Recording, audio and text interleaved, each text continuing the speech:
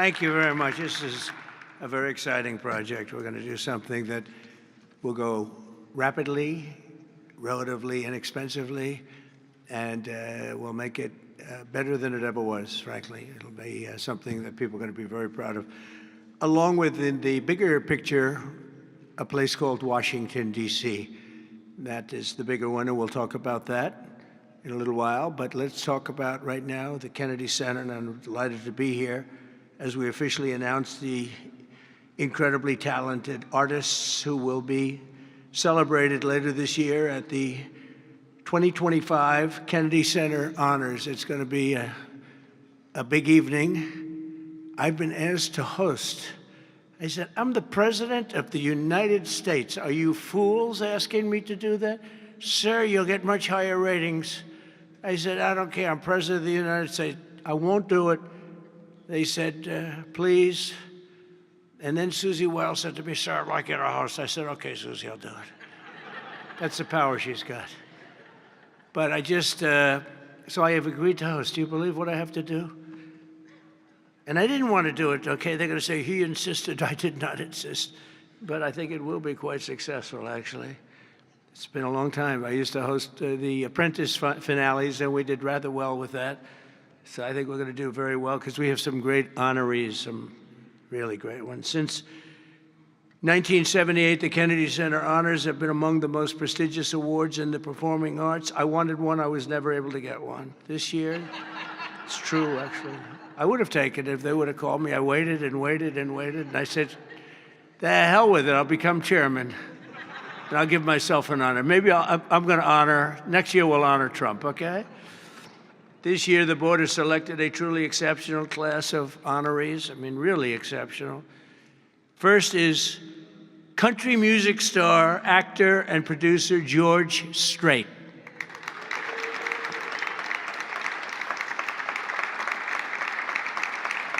Great.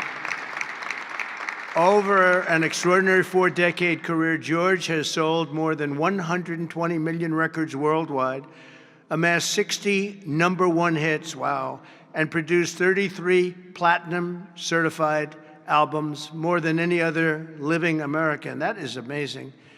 He's believed by millions of people to just be as good as you can get, and he's beloved by hundreds of millions of people all over the world. He's really something, and they call him the king of country, and we know him very well, George Strait. Okay, please. Oh, it looks nice.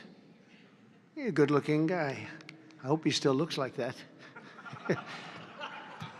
Second is actor, singer, philanthropist, and star of the Broadway stage. One of my favorite talents. I think he's one of the greatest talents I've ever actually seen. I've always said, and just so we don't get in trouble, I'll say among the greatest artists in the world are the Broadway London actors back and forth. That's all they want to do is they want to do Broadway and they want to do London.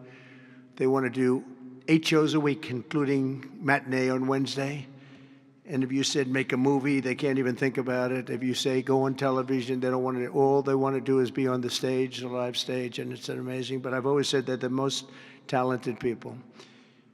And this man may be the most of all. Michael Crawford is being honored.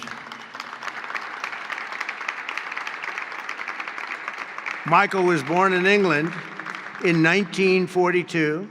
He made his Broadway debut in 1967. I was there. I shouldn't say that, but I was there. It seems like a long time ago.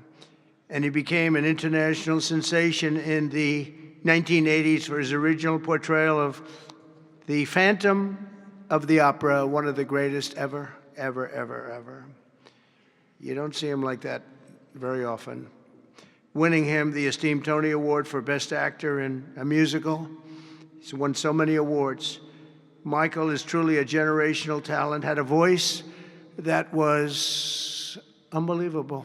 It was unbelievable. There's never, I don't know, it's, Luciano Pavarotti had a very different voice. The power was incredible, magnificent. Michael had a different kind of a voice. These are just unbelievable talents. but Michael is very special and one of the greatest roles in the history of Broadway, and nobody did it like him. Michael Crawford, thank you very much. Great guy. Next, we look forward to honoring three-time Oscar nominee, Golden Globe Award winner, an action movie icon, and a friend of mine. He's a very unique man. He's somebody that doesn't do these things. I said, I wonder if he'll accept, because some people don't really want to be honored. They don't care. But he was very honored to be honored, I will tell you. He's a very special guy. A real talent, never been given the credit for the talent. There was nobody else could have done the roles that he did like he did. I'm not even close, and they've tried, and they didn't work out too well. His name is Sylvester Stallone.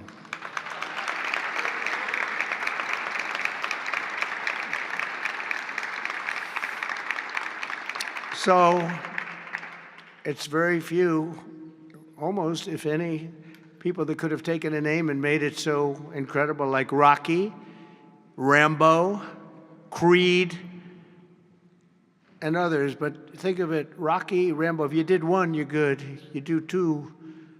And I'll never forget, I was a young guy, and I went to see a thing called Rambo, and it had just come out. I didn't know anything about it, but I was in a movie theater, like we used to go to movie theaters a lot. And I said, this movie is phenomenal. What the heck? And that turned out to be a monster. Rocky is Rocky. I mean, the way that happened, you know, Sly had no money, nothing, and he went around, and everybody wants to do a boxing movie. It's the most, you know, probably more than any other type of character, boxing, always boxing. It's so great. And there's rarely been anything like this one. John Voight did a great one, as you know. Champ, great. I think that was right there, too. John Voight's a phenomenal person, phenomenal actor. But Sly came in, and he had no money. He wrote a script, along with thousands of other people writing scripts on a boxer. And for some reason, a studio picked up this and liked it. And Sly he's in an old car that he came in from Brooklyn, or someplace in New York, but I think Brooklyn.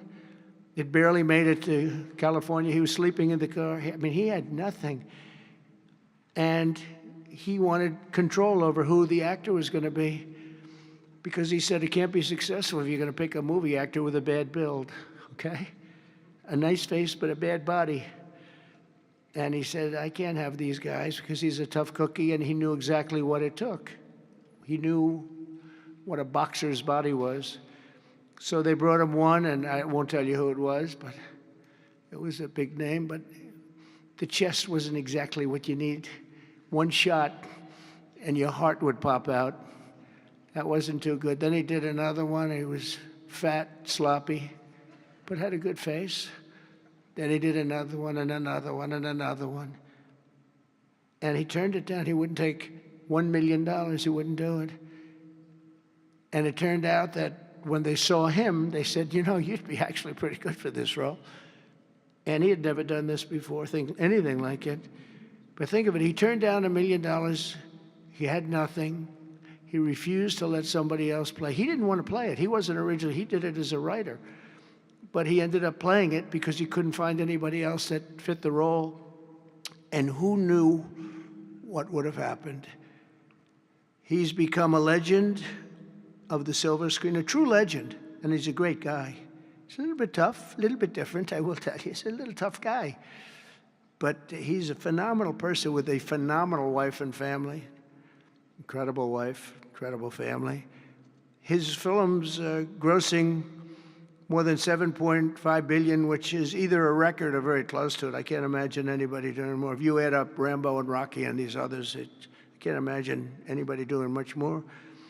7.5 billion worldwide over the course of 6 decades. And Sly is a pillar of the really American pop culture and a Hollywood superstar like few others, and one of the biggest names on the Hollywood Walk of Fame. In fact, the only one that's a bigger name on the Hollywood Walk of Fame, they say, is a guy named Donald Trump.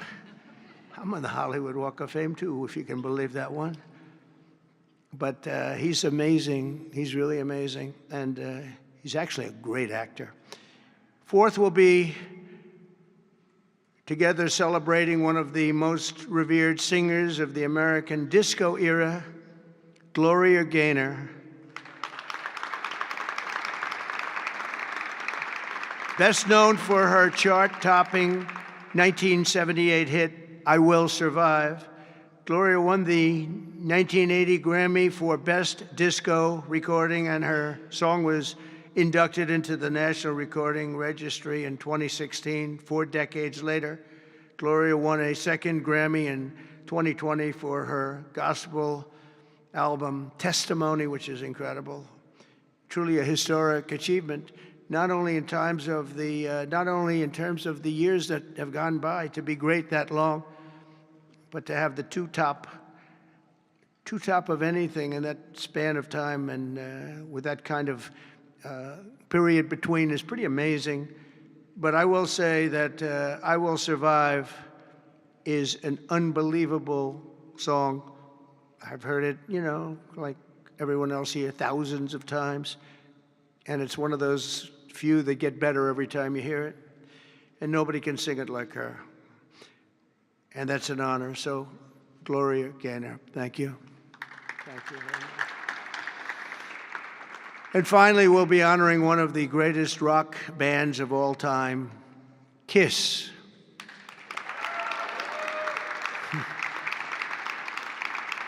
So Kiss was formed in 1973 in New York City by founding band members, and incredible people, by the way, Paul Stanley, Gene Simmons, Ace Frehley, and Peter Criss. Kiss became a global phenomenon, sold more than 100 million records worldwide, and produced 30 gold albums and lots of other things they produced. They made a fortune. And they're great people, and they deserve it, and they work hard, and they're still working hard, and it's an honor to present Kiss. Thank you very much. Got it? Yeah. Thank you. And they're going to do something very special. Kiss is going to be here on a little bit before the show. I think they're going to do something very special. We're going to have a good time.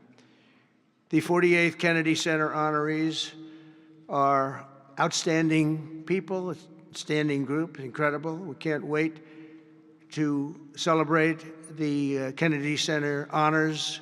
It'll be in December. It'll be on CBS. In a few short months since I became chairman of the board at the Kennedy Center, we have completely reversed the decline of this cherished national institution. It was being run down. Money wasn't being spent properly. They were building things they shouldn't have built that nobody wanted, instead of taking care of the great gem that it is. You look at the marble, look at the quality of the marble, and the things that, with a little fix-up and a little work, we can make it unbelievable. These columns, when you see them the next time, they'll be magnificent. I mean, we have some great plans for this. The bones are so good. The bones of a building, if you don't have the bones, you might as well forget it. I'm working in another building, a thing called the White House. We're fixing it up so beautifully. It needed it. It's been many, many years since it's been properly taken care of. It's incredible. One of the great places of the world. Maybe, I mean, truly, to me, is there anything else even close? But we're doing that and doing some other things, and we're going to also fix up a place called Washington, D.C. We're going to make it so beautiful again. We're going to be redoing the parks, redoing the grass. You know, grass has a lifetime like people have a lifetime.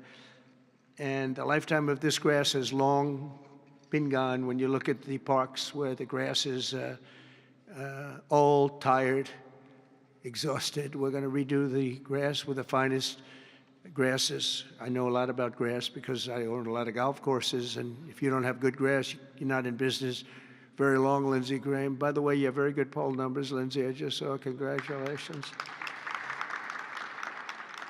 But a few short months ago, I became chairman of the Kennedy Center, and we completely reversed it. We reversed what was happening. We ended the woke political programming, and we're restoring the Kennedy Center as the premier venue for performing arts anywhere in the country, anywhere in the world. This has the potential to be anywhere in the world. We're going to make it something that people can't even believe. We have some unbelievable plans, and ultimately, it's about the talent you get. Though, you know, you can have a beautiful building. You can have nice marble walls. You can have nicely done columns, as I was saying. But if you don't have the talent on the stage, and we're going to get the best talent in the world.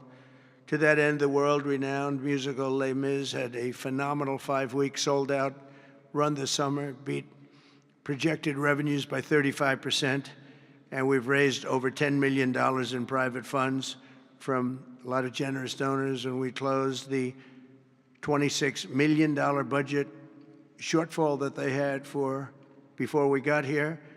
And with the help of Congress, we secured the critical funding necessary to rebuild the building, and we're going to get all brand new, highest level seats, magnificent seats, and it's going to be all new. We could have taken the existing ones and do a little paint job, a little fabric, but it's not the same thing. So we'll be taking out next season. All of the seats will be taken out. The room is being completely rebuilt, and I just want to thank the Republicans in the Senate, headed by Lindsey. In that case, Lindsey was she's a big fan of this building. And they got a record $257 million that's going to go toward renovations that the building really needs. And all of the exterior is going to be incredible. It's going to be exciting. So I thank you very much, and thank all of your Republican senators. I don't think we had too many Democrat votes, probably. You never have. We don't have Democrats voting even for crime. But I shouldn't make this political, because they made the Academy Awards political and they went down the tubes. So they'll say, Trump made it political. But I think if we make it our kind of political, we'll go up, okay? Let's see if I'm right about that. But I want to thank the executive director for an incredible job. He's done great. He's been with me for just about the beginning, and everything he's touched has been good. He was on high intelligence. He worked in low intelligence and high intelligence. He did better with the high intelligent people, but he's been fantastic. He's the executive director, Rick Grinnell, for his work. Thank you very much, Rick. Unbelievable job. And as well as Lindsey and all the people that helped us in Congress, I want to thank, and the Senate has been incredible. By the way, Leader Thune has been unbelievable, and Speaker Mike Johnson. These are great people. What we're doing with the great big beautiful bill is you're going to see a whole different country. You're seeing it already. We're coming in where the trillions of dollars is coming in from tariffs from all over the world, from countries that took advantage of our country. They thought we were children. They took advantage of us for decades, and now the money is flowing to us, and we've become the hottest country anywhere in the world. But the Kennedy Center board members, many of whom I knew, and many of whom I put on the board, and it's as good a board as I've ever seen. And on the board also, and some people that are doing an incredible job. One in particular is Attorney General Pam Bondi. The job she's doing is incredible. Thank you very much. Long beyond the Kennedy Center. The Kennedy Center is the easy part. She's incredible, and you're going to see a big change in Washington crime stats very soon. Not the stats that they gave, because they turned out to be a total fraud. The real stats, the stats went through the roof. You know, they had a man that was forced to put up stats like they were doing better. They're not doing better. Crime is the worst it's ever been, but it started as of about yesterday. You see a big change, and people are feeling safe already. I've had so many calls, thank you, sir, thank you. They were afraid to walk out. They're not afraid anymore. And this will be like the border. We started off with millions and millions of people coming in from all over the world, gang members and people from jails. They were unloading their jails into our country. All over the world they were coming, drug dealers. They came from Africa, they came from Asia, they came from South America, Venezuela in particular. They were coming in, Trinidad, and the toughest people you've ever seen. And by the millions, and for the last 3 months, we had 0, 0, and 0. We had 0 people come in for 3 months. They respect our country again. That's the other thing. All over the world, our country is respected again. So I also want to thank the Chief of Staff, Susie Wiles, who's fantastic. She's done an incredible job. And Sergio Gore for the job he's done with personnel. Thank you very much, Sergio. Fantastic. In the coming months, we'll fully renovate the dated and the infrastructure of the building and make the Kennedy Center a crown jewel of American arts and culture once again. I think we'll bring it to a higher level than it ever hit. Actually, it hit a certain level, but we're going to bring it to a higher level than it ever hit. We have the right location, and soon we will be a crime-free area. This is going to be a crime-free area, by the way. You'll be able to go out. People tell me they can't run anymore. They're just afraid. And they'll be running again. We're going to have a crime-free. It's a big statement because if one thing happens all year, Pam, you better be good, because they'll say Trump did not fulfill his. One person gets a little injured by somebody, they'll say Trump did not fulfill his promise. No, we're going to be essentially crime-free. This is going to be a beacon, and it's going to also serve as an example of what can be done. We have to get rid of this cashless bail nonsense. If you look at New York, Chicago, Los Angeles, which is so badly run. Los Angeles, they can't get the houses. They can't get the people their permits to build their houses. They're trying to rebuild their houses from the ridiculous fire that should have never allowed to have taken place. They should have had the water coming down from the Pacific Northwest, but they didn't do that. But they can't get the permits for the people that want to build their houses. But I want to thank Lee Zeldin, because the federal government has gotten all of their permits, which are much more difficult permits, actually, and had them literally within 30 days after the fire. Everybody had their permit. But you don't have the city and state permits. They got to get going. The governor and the mayor have to get going.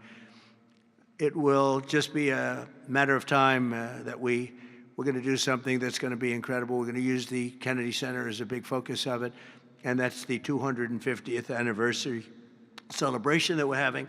So it's 250 years. So we have the Olympics, we have the World Cup, and we have the 250th anniversary celebration, all in this administration. And it's an honor that we were able to not be allowed to do what we were illegally and what we were supposed to do, and that was we had a great election in 2020. We won the election by a lot, but it was a rigged election, and we had to wait 4 years, and we waited 4 years, and it's interesting because I got the Olympics and I got the World Cup. I can't claim that I got the 250th. That one's a big one, but I happen to be here. But I got the Olympics, I got the World Cup, and I said, the shame of it is that I'm not going to be president when it happens. And lo and behold, look what happens. We have some bad things took place, and now I'm going to be president for the Olympics. I'll be president for the World Cup, and the 250th is going to be maybe more exciting than both. It's a great celebration of our country. We're going to be using this building for a lot of the celebration having to do with 250 years. But as I said earlier, I'm determined to make Washington, D.C. safe, clean, and beautiful again. It's going to take place very rapidly. Be prepared. And a big part of that's going to include the Kennedy Center. So thank you very much. And I want to thank everybody for helping us. This is mostly the group right here. They're young, they're smart, they're ambitious, they want my job. Someday one of them will probably have it. But we have a great group of people that are putting this together, and they're also helping us with Washington, D.C. We're going to make Washington beautiful. We're going to redo roads. We're going to redo the medians, the pavers, and the medians all throughout the city. We're going to take all the graffiti off. We're going to have to remove the tents and the people that are living in our parks. We're going to be redoing the parks, the grasses and all. We're going to be going to Congress for a relatively small amount of money, and Lindsey and the Republicans are going to be approving it. I don't know about the Democrats. They don't approve anything. It's amazing. It's like they just don't want to vote for anything. They've got the yips. You know, in golf they say the yips. The Democrats are afraid to do anything because they don't want to be criticized. But fighting crime is a good thing. We have to explain. We're going to fight crime. That's a good thing. Already they're saying, he's a dictator. the place is going to hell, and we've got to stop it. So instead of saying he's a dictator, they should say, we're going to join him and make Washington safe. But they say, he's a dictator. And then they end up getting mugged, and, but the stats are very bad. But we're going to, I think we'll actually get Democrat support. I really believe they can't do this one, too. It's, they talk about 80-20 issues. But I think many of those 80-20 issues, like men and women's sports, I think it's 97-3, not 80-20. And I think crime is maybe 100-0. So I think we may get very well some Democrat support, but I hope so. But even if we don't, we have the majority, so we're going to vote it in as Republicans, and we're going to do something. And that's going to serve as a beacon for New York, Chicago, Los Angeles, and other places all over the country. Our whole country is going to be so different and so great. Going to be clean and safe and beautiful, and people are going to love our flag more than they've ever loved it, and we're going to do a great job. So I want to congratulate all the nominees. They're unbelievable people, and we're going to have a tremendous day in December, and that evening is going to be special, some really special people, and real talent. Do you have any questions? Yes, please. Hi, sir. There's new reporting that the Russians have hacked into some computer systems that manage U.S. federal court documents. I wonder if you've seen this reporting and if you plan to bring it up with Putin when you see him later in the week. I guess I could. Are you surprised? Are you surprised? They hack in. That's what they do. They're good at it. We're good at it. We're actually better at it. But no, I have heard about it. I have heard about it. Please. Thank you, Mr. President. You mentioned congressional Democrats. You have not yet met with Democratic leadership, but there's a funding deadline at the end of September. Do you plan to meet with Leader Schumer and Leader Jeffries to discuss that situation? Well, I will, I guess, but it's almost a waste of time to meet because they never approve anything. If we want money to fight crime, if we want money to do only good things, just good things. Let's not even talk about controversial. They don't want to meet about anything. They really are. They're stuck. They don't know what to do. They have probably more, I would say more than half are sane, but they are led by insane people. And the kind of things that they're pushing are not something. We have a communist running for the mayor of New York. And I wish him well. I may have to deal with him. I mean, it's not even conceivable. It's not even conceivable that could happen. And maybe he won't win, but he won the primaries by quite a bit. Shockingly, he won the primaries. So, and you see some of the people supporting him that truly don't believe what he's espousing. So, I mean, we will meet, but nothing's going to come out of the meeting. But here's the advantage we have is that we just passed a great, big, beautiful bill that had all the biggest tax cuts in history. No tax on tips, no tax on Social Security. Think of it. Think of that for the seniors. No tax on overtime. And all sorts of things. You go out, buy a car, you can deduct the interest payment. If you borrow money, you can deduct the interest payment from your taxes.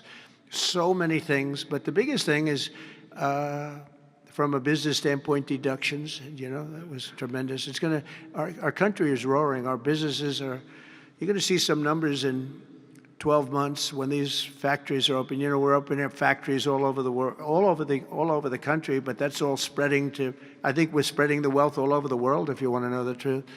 But we're opening them in this country at a level that we've never seen before. We've never seen. So they just don't want to prove anything. They just, we meet with them and they say, as Nancy Reagan said, just say no.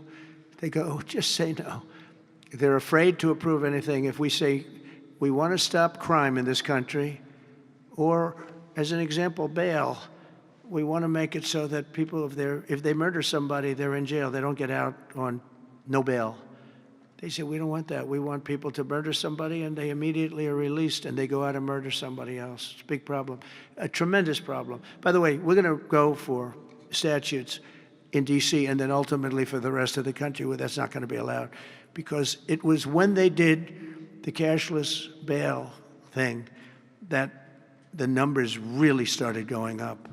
In this city, in New York, in Chicago, in Los Angeles, no matter where they have it, the numbers went through the roof. So we're going to meet with them, of course. I'd like to meet with them. We're going to tell them all these good things, and they're going to tell us no. And then we're going to go out and we're going to vote it in by the Republicans, because I don't believe that anybody is capable of making a deal with these people. They have gone crazy. Go ahead. Thank you, Mr. President. Thank you. Your federalization of the police has a 30-day limit unless Congress acts to extend it. Are you talking to Congress about extending it, or do you believe 30 days is sufficient? Well, if it's a national emergency, we can do it without Congress, but we expect to be to Congress, before Congress, very quickly. And again, we think the Democrats will not do anything to stop crime, but we think the Republicans will do it almost unanimously. So we're going to need a crime bill that we're going to be putting in, and it's going to pertain initially to D.C.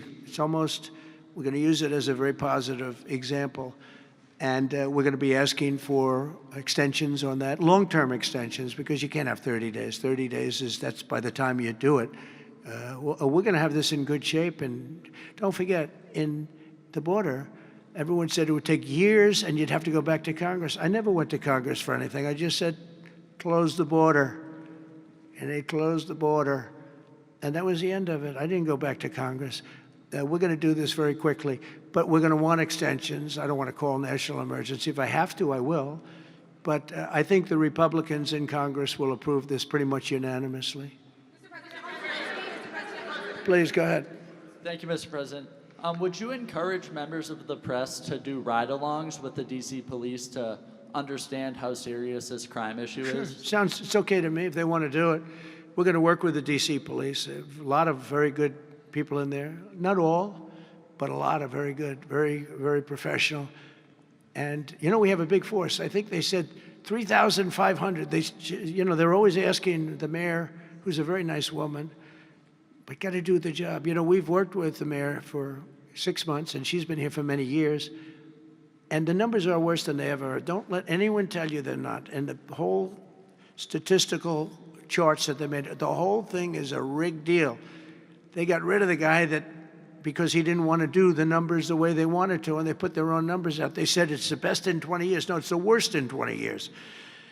But we're going to be very open about what we're doing. So if the media wants to ride with police, if they want to do it, if they feel it's safe, that would be okay. Yeah, please, go ahead. Sir, with President Zelensky. Thank you, Mr. President. Mary Margaret with Daily Wire. 2 questions on D.C., if that's okay. How do you feel about Mayor Bowser's level of cooperation and her choosing to advocate for D.C. statehood right now? And Well, the statehood, let me do that one first. Statehood is ridiculous. We want to straighten the place out. Statehood's ridiculous. It's unacceptable. It's the Democrats want it because the Democrats have, about 95% in this little area. Even I didn't get it very much. They want that. They want to pick up 2 senators, and it's not going to happen. It's not going to happen. And that's the least of the reasons why, by the way, but that's one of the reasons why. What we want to do is make Washington, D.C., the greatest, most beautiful, safest capital anywhere in the world, and that's going to happen. I mentioned the word bones before. The bones here, we have the greatest bones. When you look at that Supreme Court building, I think it's one of the most beautiful buildings. When you look at some of the buildings here, it's so magnificent, and everything's good, but it's just dirty and not properly maintained. It's not taken care of. Potholes in the roads. All of it's going to happen very quickly. We're going to seek a relatively small amount of money for fix-up, and we're going to put it out to bid. We have great contractors here, great road builders, everything, and we're not ripping roads apart so they're closed for 4 years as they redo the concrete bases. And you don't need that. We need a beautiful topping by a very talented asphalt-type person, somebody that does the job. We go out, when I get contractors, I use great contractors. To me, a great contractor is very special, like a great surgeon, like a great teacher, like a great nurse.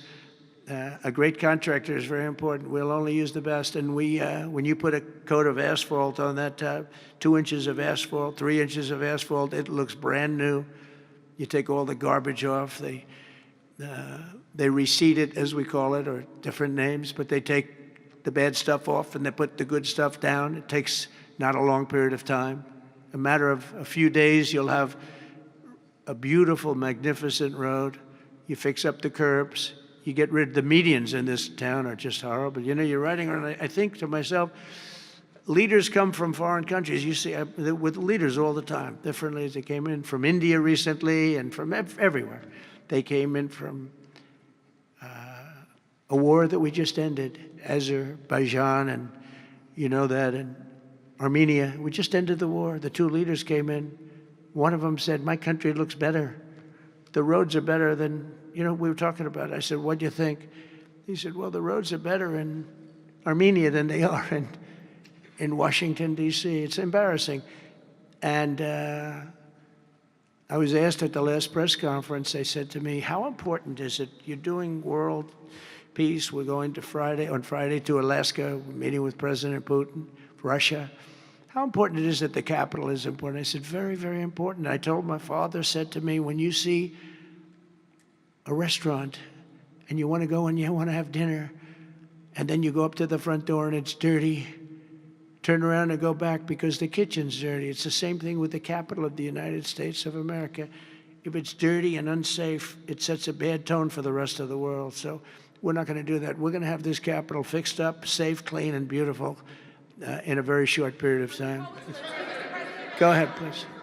In the back? Yeah, please. Yes, Mr. President, how were your calls this morning with European leaders, and was it your call not to invite President Zelensky to your meeting with Putin?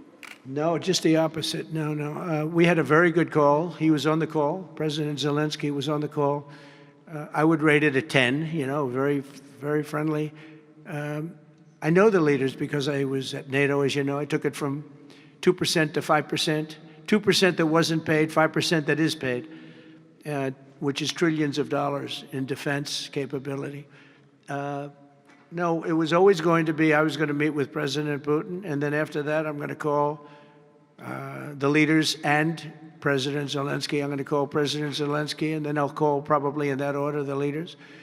There's a very good chance that we're going to have a second meeting, which will be more productive than the first, because the first is I'm going to find out where we are and what we're doing. Again, this is Biden's war. This isn't my war. He got us into this thing, and it should have never happened. This war would have never happened if I were president. But it is what it is, and I'm here to fix it, and I'm here to stop 6,000, 7,000 people last week. 7,213 people last week were killed, mostly soldiers. But missiles being lobbed into towns don't exactly help either, but mostly soldiers. And Ukrainian and Russian, they're not American soldiers, but you know, if we can save a lot of lives, it would be a great thing. I've stopped 5 wars in the last 6 months. And on top of that, we wiped out the nuclear capability of Iran, obliterated it. It's turned out to be a correct word, by the way, because you know some of the press said, well, maybe it wasn't obliteration. It was obliteration. And we're going to meet with, I would say, the second meeting. If the first one goes okay, we'll have a quick second one. I would like to do it almost immediately. And we'll have a quick second meeting between President Putin and President Zelensky and myself, if they'd like to have me there. And that would be a meeting where maybe it could be absolutely work. But the first meeting will not work that out. Certain great things can be gained in the first. It's going to be a very important meeting. But it's setting the table for the second meeting. I think the second meeting, if the second meeting takes place. Now, there may be no second meeting, because if I feel that it's not appropriate to have it because I didn't get the answers that we have to have, then we're not going to have a second meeting. Thank you, sir. Thank you, sir. I didn't ask you. Go ahead, please, address. I just wanted to ask you, thank you, Mr. President. How involved were you in the selection process of these honorees? I would say I was about 98% involved. No, they all went through me. They came over, Rick and Sergio and everybody. They said, I turned down plenty. They were too woke.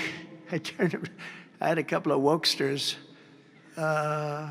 No, we have great people. This is very different than it used to be. Very different. These are great people, and they're not. I don't have any idea of the Republican, because I want people that. The Kennedy Center has everything. Look at the Academy Awards. It gets lousy ratings now. It's all woke. All they do is talk about how much they hate Trump. But nobody likes that. They don't watch anymore. That used to have 45 million people watching. I remember The Apprentice, first season. The Apprentice had 42 million people. The Academy Awards had 41 million people. We were the second show to the Super Bowl. But since then, the Academy Awards have gone down to, I think they've gone down to numbers that are like a regular show because it went woke. We're not doing it for that reason. We're doing it because we want the great talent. But these are great people. So I was just a very long answer, but I was very involved. Thank you, Mr. President. The Biden administration was auctioning off border wall materials, but we're hearing now that the auctioneer is selling those materials back. Are you finishing building the wall? Well, I built hundreds of miles of wall, and I was getting very close. I actually finished the wall, but then I added another 200 miles because when you do the original wall that I said I was going to build, which I got built, and I got it to the specifications of the Border Patrol and ICE, the exact. They wanted steel, they wanted concrete inside, they wanted rebar inside that, they wanted it to have wires. The walls are wired for, all of the internet stuff and security things. And we built it hundreds of miles. We did great. That's one of the reasons, even now, we're able to have such good numbers at zero, or essentially very little people coming in. But Biden, I ordered for another 200 miles. I was going to do another 200 because it's the way it is. And we're all set to do it. Then we had the bad election result, the horrible, what happened to our country, what they've allowed to happen to our country. And we are taking now that wall back. They sold the wall. Now, this is expensive stuff. Hardened steel, very expensive. 9,000-pound concrete and rebar. Rebar is very expensive, the hardest rebar. No, it's very hard to cut. You have different materials. It's very hard to cut because they cut it down if they can. It's very hard to cut. And Biden sold it for pennies on the dollar, 3 cents on the dollar, 4 cents on the dollar. He sold it. And I said, these guys really don't want it. That was when I first realized, when I saw the wall was being put up, because we could have finished the rest of the wall in about 4 weeks, anywhere from 3 to 4 weeks. It was all set to go. It was laying down, ready to be put up. The foundations were, and they took over. And they said, we're going to sell the wall. And they sold it, as you know, for pennies on the dollar. Well, Pam Bondi's been working very hard on suing that company, and I think they reached a settlement where we're taking the wall back. But they stole the wall from us. That wall is so expensive to build, and we had it, as you know, hundreds of miles of it, and they came along and they basically sold it for scrap. And what a shame that is. But that was when I first realized that these people actually want to have open borders. And no country has poor countries don't have open borders. No, we had open borders where people just walked in. It didn't matter what they looked like, who they were. We had 11,888 murderers, half of whom killed more than one person. Literally killed more than one person. And this is who we took into our country. So the wall is the least of it, but we're going to take the wall back. We're paying a small amount of money, as I understand it, to get it back, to get rid of the litigation. We'll take it back. We'll put it up. Yeah.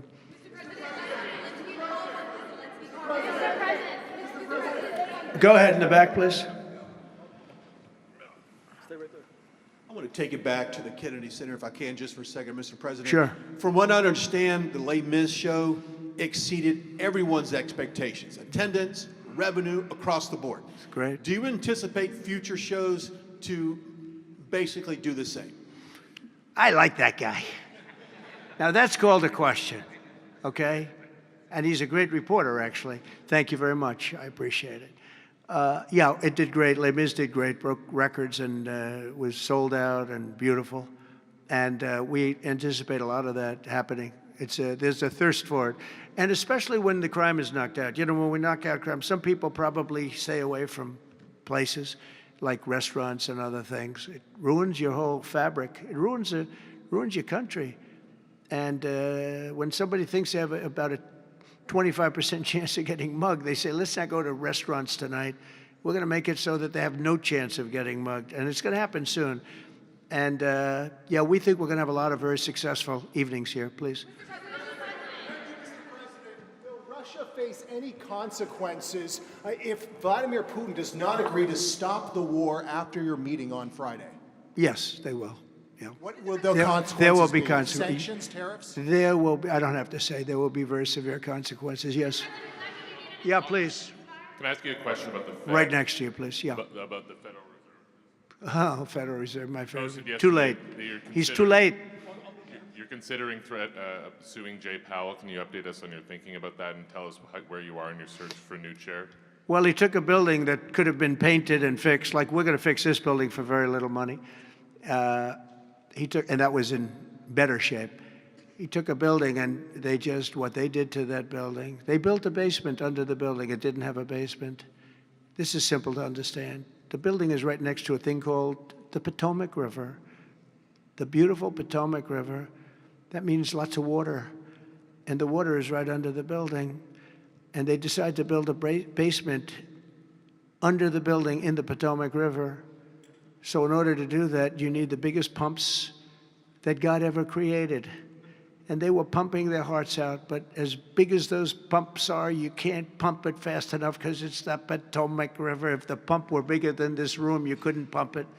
But they tried, and they've been building a basement. And I said, why did you want to build a basement? I thought it would be a good idea, sir. A basement is the least valuable floor in a building. I know a lot about real estate. The least valuable thing is the basement. And you don't build a basement under a building that is 2 feet above the river that's right next door. You know, it's right near the river. People don't realize the river's right out their window. And that's the beginning. They did just a terrible job. Instead of, I could take a ceiling like this, they'd rip out the ceiling because they see a crack. Let's rip out the ceiling. And I would fix the crack and I would paint the ceiling.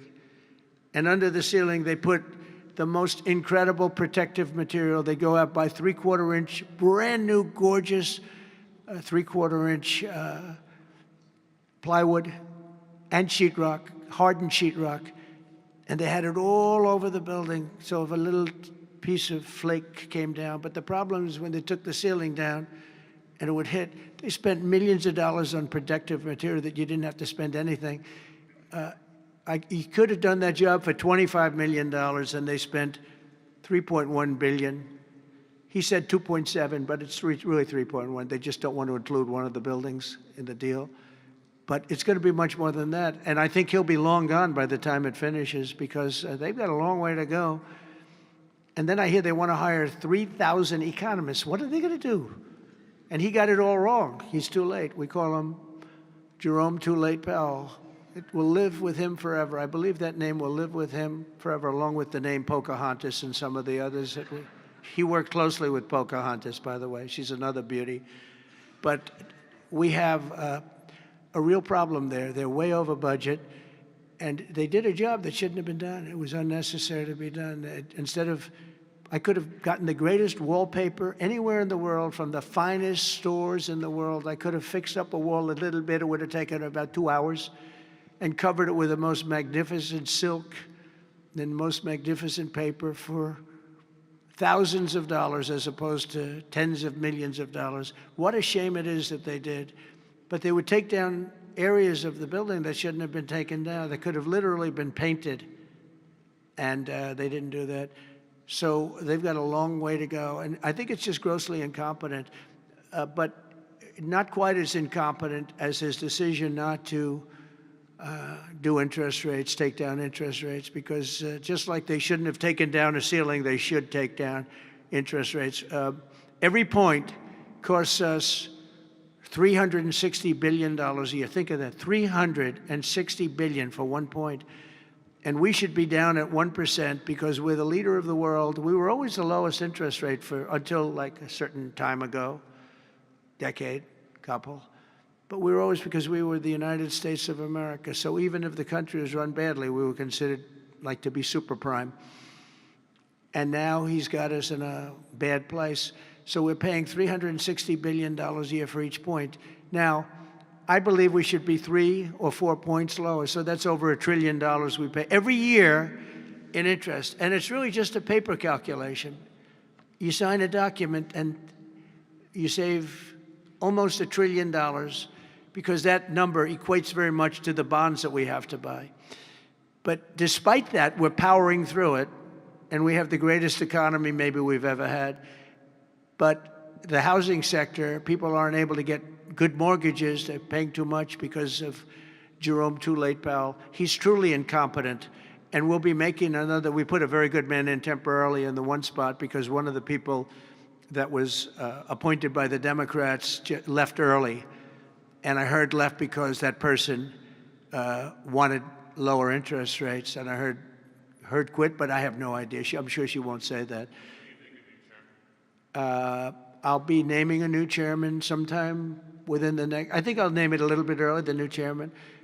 I'm down to 3 or 4 names, all good, all great. The problem is you name them and then they turn out to be not good. That's happened to me a couple of times. You name somebody, they tell you everything you want to hear, and then they go in and they turn out to be not good. I mean, he told me everything that I thought was appropriate. He turned out to be a stiff, you know, real stiff. But other than that, I think he's doing a very good job, yes. Okay, maybe 1 or 2 more. 1 or 2 more. Yes, sir, please. Go ahead.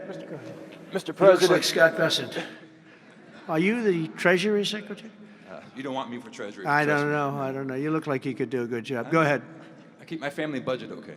Sir, when you meet with Vladimir Putin Friday in Alaska, Yeah. do you believe you can convince him to stop targeting civilians in Ukraine? Well, I'll tell you what. I've had that conversation with him.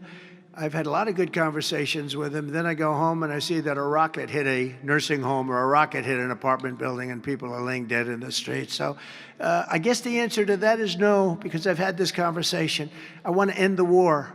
It's Biden's war, but I want to end it. I'll be very proud to end this war along with the 5 other wars I ended.